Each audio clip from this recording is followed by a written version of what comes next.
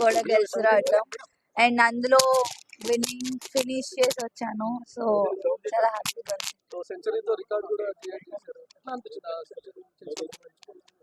చాలా బాగుండే, ఎందుకంటే మా నాన్న కూడా అక్కడ ఉండే, అది కొట్టినప్పుడు ఇంకా స్పెషల్ ఉండే నాకు ఆ మూమెంట్. అండ్ ఫస్ట్ సెంచరీ కొట్టినందుకు కూడా చాలా స్పెషల్ మూమెంట్ అది నాకు.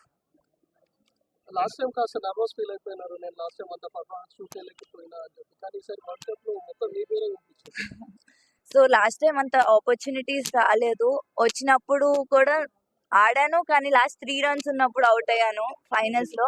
ఈసారి వాట్ ఎవర్ ఐ గాట్, నేను నా బెస్ట్ ఇవ్వాలనుకున్నా, ఇచ్చాను. ప్లస్ ఆ ఫైనల్ రన్ కూడా కొట్టి రావాలనుకున్నా, సో నాట్ అవుట్ వచ్చాను. సీనియర్ టీమ్ లోకి ఎప్పుడు వెళ్తారు? ఎప్పుడు పర్ఫామ్ ఎప్పుడు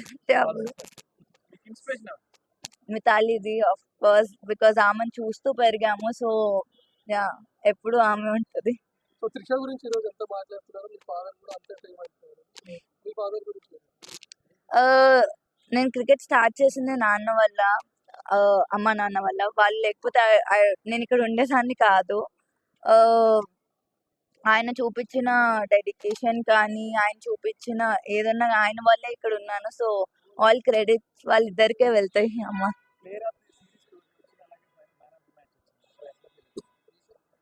చాలా హ్యాపీగా ఉన్నానండి, బికాస్ లైక్ నేను ముందు చెప్పినట్టు లాస్ట్ టైం అంతా అంటే ఆపర్చునిటీస్ రాలేదు. ఈసారి వచ్చినప్పుడు చాలా నా బెస్ట్ ఇచ్చి ప్లేయర్ ఆఫ్ ద టోర్నమెంట్ అవ్వటం ఇంకా స్పెషల్గా. ఐ మీన్ అమ్మాయిలు కూడా స్పోర్ట్ ని ఒక కెరియర్ లాగా చూస్ చేసుకోవచ్చు, జస్ట్ నాట్ స్పోర్ట్ అన్నట్టు. ఇందులో కూడా మంచి కెరియర్ ఉంది, అమ్మాయిని పంపొచ్చు.